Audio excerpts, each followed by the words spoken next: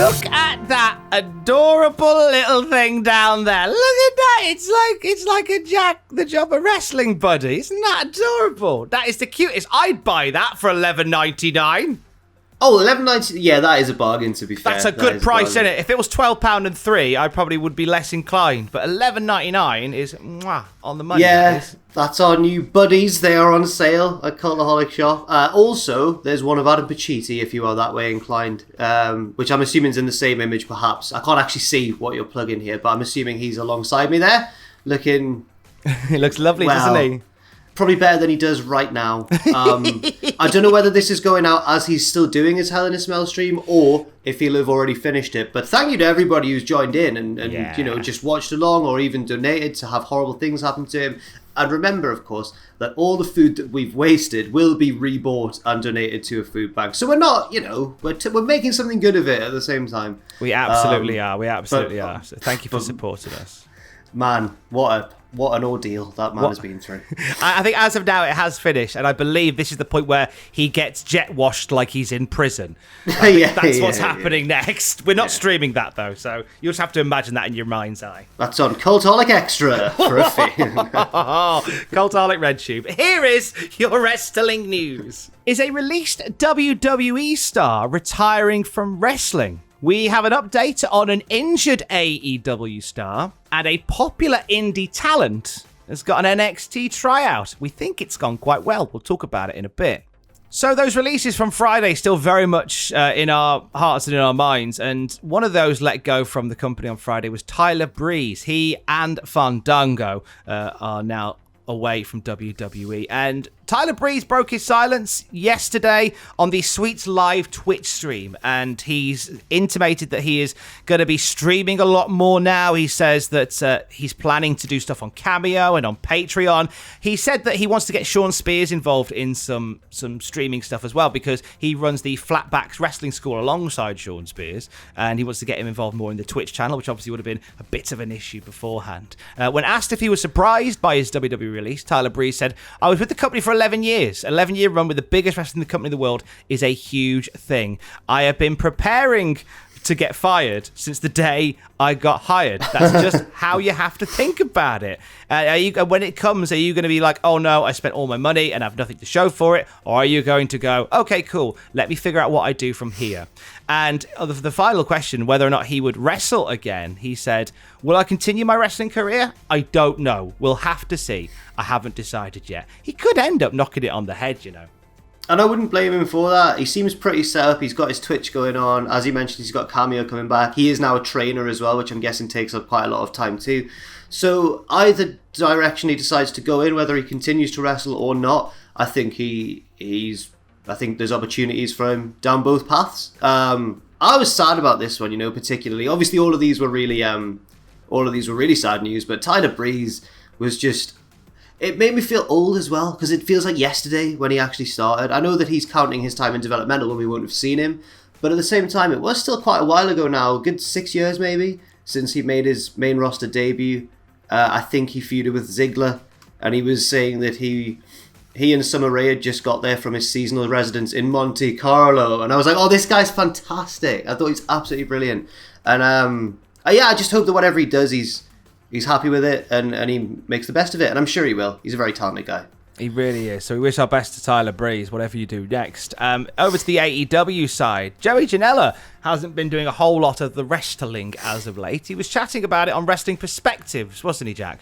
Yes, he said, I'll be coming back soon. I'm dealing with an injury right now, a little concussion deal. He said, it's wrestling, that sort of stuff happens all the time, but he says, in all sports, everyone gets concussions. I'll be cleared from that in the coming weeks, maybe the coming weekend, I'll be good, and hopefully doing AEW stuff soon. So it sounds like the reason for him being off has been a concussion. Hopefully he's absolutely fine and, recovers fully from it and quickly. And he seems pretty confident that he'll be back doing stuff for the AEW soon. Well, it would be weird to not, since the last time we saw him, there was the Sunny Kiss stuff they were doing on Dark, and I feel like you want to pay that off in some way. Yeah, I feel there's a little bit more of that story to tell, so when he's back, they will do. we'll keep an eye on that one. We'll let you know more when we know more at cultaholic.com. Kevin Owens back already with the ill behaviour. We last time we heard about Kev, he was taking a bunch of time off ahead of WWE going back on the road. And from the Observer, we get this saying, when Owens wrote last week he was stepping away for a while, and when we mentioned he'd asked for time off, he actually only asked for just under 2 weeks off. So he's returning Friday for the last man standing match with Sami Zayn, and was always going to miss this past week's show. So it turns out his time off wasn't that long at all, because that was all he was going to have. When I think we always assume, I kind of made the assumption that he was going to take a big bunch of time off before the live schedule restarted, but not the case at all. No, but I mean, what he's done is right. Obviously, here in the UK, we have quite a few bank holidays, like scattered throughout the year. And if you time it right, you can use your annual allowance of holidays to like turn it into a bit of a long weekend for yourself with clever planning. Especially in May, especially that one in May, you can be like, bang. So I think that what he's done there is he's managed to give himself a sort of 2 weeks off by kind of having only 1 week off in a clever way. Yeah. So I respect Kev for that. And I think that even though it's only a short break, maybe it'll do him the world of good. Maybe that's all you need sometimes. Well, I'm looking forward to seeing him and Sami do Last Man Standing. Yes, just one of the greatest long-term feuds that has crossed promotions. From ROH to NXT, WWE, it just keeps going. If either of them retire in WWE and that's where they end their careers, and the other one is still in WWE, and they don't have their last match against the other. I'm just thinking of Kurt Angle and Baron Corbin and how it was a bit flat because Corbin and Angle wasn't that much of a historic story. It should have been like Cena or somebody. Where with Zayn and Owens, if they messed that up, if they didn't give them the other one in their final match, I'd be so furious, Tom. I wouldn't know what to say. It would be an awful time if that didn't go down the way we wanted it to. Looking to WWE's NXT UK nonsense. Sorry, I got stuck in a loop there. Tom Bott has error. A real popular indie star from this side of the pond has had a lot of eyes on them, and it looks as if they had a tryout that went quite well with WWE. Yes, and that comes courtesy of an announcement by REV Pro, one of the kind of top promotions here in the UK for anybody who's unfamiliar, who announced that yesterday their women's champion Jamie Hayter was offered a tryout for NXT UK, and that means they are vacating their women's title, which seems to imply that the tryout's probably gone quite well.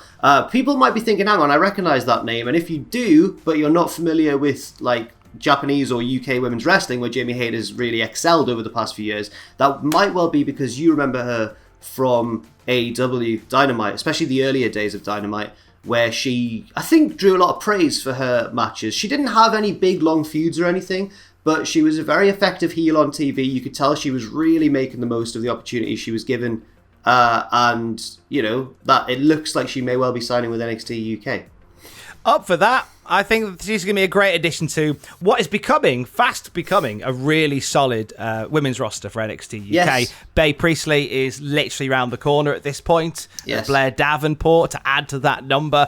And chucking Jamie Hayter into the mix as well is really solid. In terms of the plans for the Rev Pro Women's title, Zoe Lucas and Giselle Shaw reigniting their rivalry for that title on July the 4th. So they're going to fight to determine the new Rev Pro Women's champion. And Zoe Lucas had an exceptional reign as Rev Pro Women's champion. And Giselle Shaw was the one that ended it. And then Giselle Shaw ended up losing it to Jamie Hayter. So it's kind of nice that we get back to this white hot rivalry from Rev Pro of yore to determine a brand spanking new champion. I like that a lot.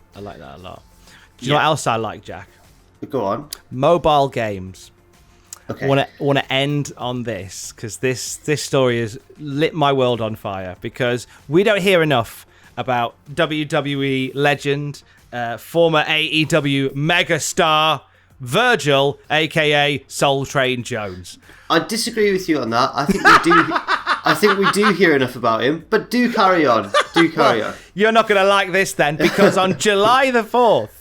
Alley Cat Studios have announced they are releasing Meat Sauce Madness, a mobile game based on Soul Train Jones. Soul Train Jones. Here's the press release. Inspired by his passion/obsession for meat sauce and heavy metal, in this game you'll travel with... Yeah, he's a big metal fan. He's a massive metaler. Is Virgil actually a metal fan? Massive metaler, mate. Always Why is it called moshing. Soul Train Jones? That's not very metal. Do you know how many signed photos you can pay for in a mosh pit? He's minted.